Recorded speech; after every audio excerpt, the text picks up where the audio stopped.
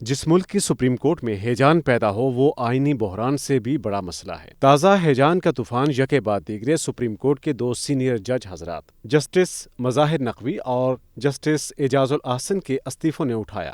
ویسے تو پورے ملک کو اہل قیادت نے ہیجانستان بنا رکھا ہے، جس کی وجہ سے زندگی کا کوئی بھی شعبہ ایسا باقی نہیں بچا جہاں ہیجان نہ ہو، کوئی بھی طبقہ ایسا نہیں بچا جس کے لوگوں کی زندگی خلجان سے بھرپور نہ ہو، ماں سوائے ان کاروباری سیاستکاروں کے۔ پاکستان جن کے لیے صرف چراگاہ ہے، لٹو تے پھٹو جن کا ایمان، اور ونڈ کھاؤ کھنڈ کھاؤ جن خاندانوں کی مستقل اسٹریٹجی ہے۔ آج یہ اسٹریٹجی باقاعدہ ملکی ایجنڈا بن چکی ہے، جس کے لیے بینر ہیڈ لائن کہتی ہے وہ کھاتے ہیں تو لگاتے بھی تو ہیں۔ اب اس میں بھی کوئی شک باقی نہیں رہا کہ وہ صرف انہی پر لگاتے ہیں جو ان کو کھانے کے قابل بناتے ہیں۔ پچھلے 21 ماہ سے اس ہیجان کے نہ ختم ہونے والے دو میدان ملاحظہ کر لیں۔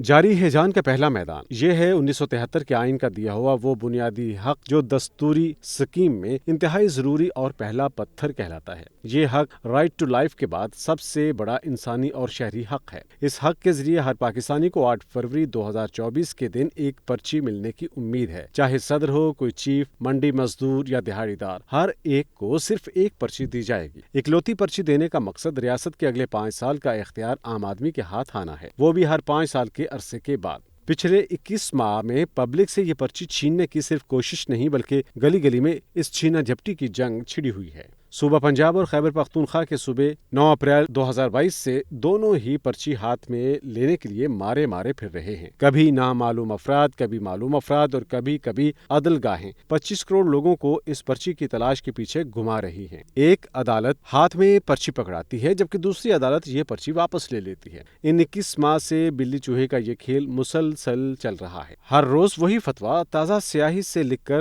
برسر بازار سجایا جاتا ہے، ایک لفظ کبھی ادھر ادھر نہیں ہوتا، بس پرچی ادھر ادھر ہو جاتی ہے۔ تمام فتویٰ گر اور سارے فتویٰ فروش کہہ رہے ہیں الیکشن ہونا چاہیے، صاف اور شفاف الیکشن ہوگا، لیول پلینگ فیلڈ اور سب کو برابر حقوق ملیں گے، کسی کے خلاف کوئی امتیازی حکم نہ ہوگا اور نہ ہی امتیازی کارروائی کی جائے گی۔ آنے والے جنرل الیکشن جمہوریت کی روح ہیں، ہم جمہوریت کو ڈی ریل نہیں ہونے دیں گے، کسی بھی قیمت پر ڈی ریل نہیں ہونے دیں گے۔ سوال یہ ہے، کیا دنیا کے کسی دوسرے ملک میں الیکشن اور قیمت دونوں کا ذکر کبھی ساتھ ساتھ آیا ہے؟ جواب ہے کبھی بھی نہیں، اس لیے کہ جس ملک نے اپنے لوگوں کے لیے الیکشن کروانا ہوتا ہے اس ملک میں الیکشن کی تاریخ آئین کا باب بھی نہیں تبدیل کر سکتا، لیکن جہاں پہ الیکشن کے حق میں صرف فتوے صادر ہوں وہاں آئین بھی بر وقت الیکشن نہیں کروا سکتا، وہاں پہ قوت اخوت عوام والا قومی ترانہ بھی بر وقت الیکشن کروانے کی گارنٹی دینے سے معذور ہے۔ ایسے سماج کا شاعر خاموش ہے اور اندھیرے فروشوں کو صرف سرکاری سچ بولنے کی کھلی چھٹی ہے۔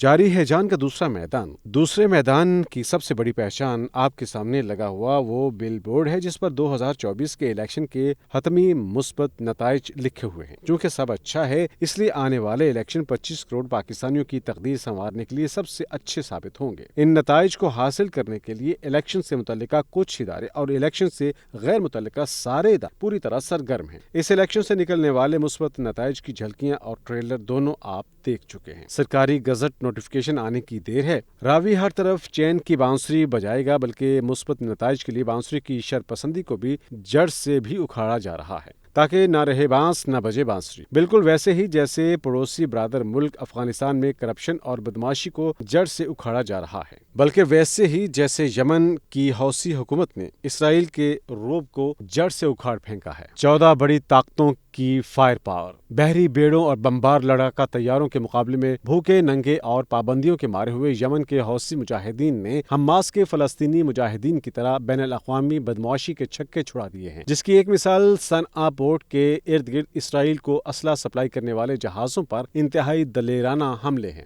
جبکہ اس سلسلے کی دوسری مثال یمن پر مغربی ملکوں کے 5th جنریشن میڈیا وار سے ملتی ہے۔ ممتاز برطانوی نشریاتی ادارے کی ایک میزبان نے آزاد یمن کی انقلابی حکومت کے ترجمان محمد الحوثی سے تازہ انٹرویو میں بڑا چبھتا ہوا سوال پوچھا، محمد علی بتائیں یمن کا ملک غزہ سے میلوں دور واقع ہے، پھر آپ فلسطینیوں کی حمایت کیوں کر رہے ہیں؟ اس سوال پر حوثی ترجمان نے گوری میزبان پہ جوابی سوال داغ دیا۔ محمد علی نے ٹی وی اینکر سے ہی پوچھ لیا کہ کیا جو بائیڈن اور اور نیتن یاہو دونوں ایک اپارٹمنٹ میں اکٹھے رہتے ہیں؟ کیا وہ قابض ملک سے سینکڑوں میل دور ہیں یا نہیں؟ یہ سن کر برطانوی میزبان لاجواب ہو گئے۔ بڑی عدالت سے بلے کی واپسی کے فیصلے پر کیا لکھنا؟ بلہ چلا گیا، مگر اللہ تو ہے جو تمنائیں جان لیتا ہے، سازشوں کو دیکھ سکتا ہے اور دعائیں سنتا ہے۔ دل میں اتر جانے والی ایک دعا پڑھتے ہیں۔ لب پہ آتی ہے دعا بن کر تمنا میری، سن لے تو آج یہ فریاد خدایا میری۔ تیرے محبوب نے جس سمت کیے تھے سجدے، حکم سے تیرے وہ اصحاب نبی کے سجدے۔ سینکڑوں غم لیے سینے میں ہے غمگین کھڑا، اب فقط تیرے سہارے ہے فلسطین کھڑا۔ کاش دنیا یہ سمجھ پاتی یہ جھگڑا کیا ہے، آپ کے گھر پر کسی غیر کا قبضہ کیا ہے۔ تو جو چاہے تو ہر ایک بات کو بہتر کرتے، ایک نظر ڈال کے حالات کو بہتر کرتے۔ اب کہیں پہ نہیں سنوائی ہے میرے مولا، ساری دنیا ہی تماشائی ہے میرے مولا۔ جو تیرے نام پہ لڑتے ہیں اگر ہارے تو اس میں سچائی کی بھی تو رسوائی ہے میرے مولا۔ ان کی اجڑی ہوئی بستی کی صدائیں سن لے، اے خدا قبلہ اول کی دعائیں سن لے۔ تو جو چاہے تو برا وقت بھی ٹل جائے گا، رات کی کوکھ سے سورج بھی نکل آئے گا۔ ہم نہیں کہتے ہمیں اڑنے کو تو پر دے دے، تیرے ہی آگے جھکے ہم کو وہ سر دے دے۔ لشکر فیل جہالت پہ اتر آیا ہے، اے خدا پھر سے ابابیلوں کو کن کر دے دے۔